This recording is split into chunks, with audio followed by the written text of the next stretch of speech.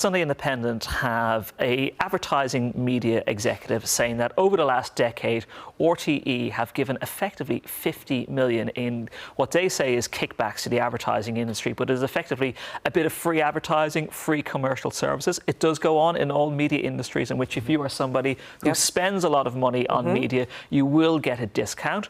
But they are saying that RTE gave effectively 5 million a year in commercial discounts to the advertising industry, which is money, I suppose, when RTE go cap in hand to the government for licence fee income, you could turn around and say, why were you doing this?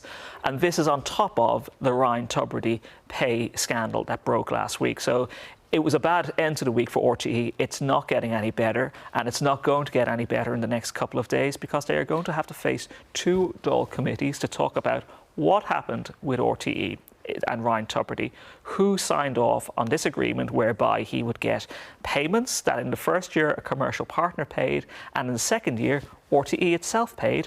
And also, on top of that, it's now emerged as well that over a 3-year period, your salary was €120,000 more than had been publicly disclosed. How on earth did that get through the accounts of RTE without it being spotted? And also, why did Ryan Tubridy not, having seen his pay along with all the other top 10 broadcasters for many years, not say, by the way, that figure that shows me earning about €440,000 in some years, it was actually over $500,000. How did he not say it? Well, Eimear, I'm going to bring you in there because obviously we're going to talk about that, what just Ian said, but also that Ivan Yates has come out and said that this is just the tip of the iceberg.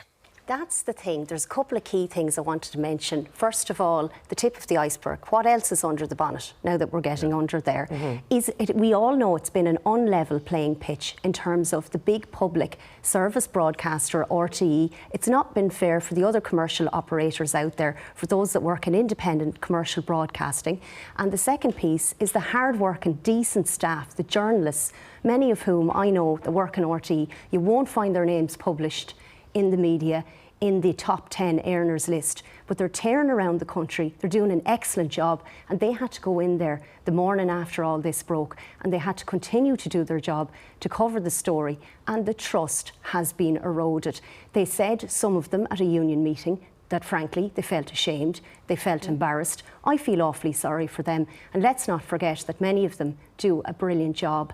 They're caught up in all of this. I don't like to personalise things, say, about Ryan Tubridy, because we've all watched the Late Late Toy Show in our Jim Jams, and we've seen him in his fluffy jumper, and we think he comes across as a very nice guy. He was good at his job, but there was a lack of honesty, transparency, and the public demand accountability always. They deserve it. It's frankly just not good enough. But he is a nice guy. He's a lovely guy. guy. This, and he is tax compliant as well. So, but you think that's not enough? The issue is the optics here of it. This is not something that emerged in 1 year, and it's also not a very small figure of money. The figure for the two payments, this €150,000, if that was €15,000, perhaps people could say, well, that's an oversight. Over 1 year, you didn't say it. Well, actually, RTE didn't put out the correct figure. You must have known year after year when these figures were published, they were incorrect. And also, everybody's pay in RTE was cut. There were staff, younger staff, junior staff in roles that weren't front and centre of camera,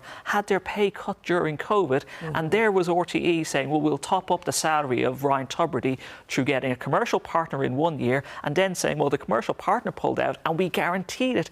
The optics of it looked terrible. The corporate governance from RTE's point of view looked terrible. And if this was a bank, if this was the HSE, if this was another company, we would be calling for heads to roll at board level and the people involved.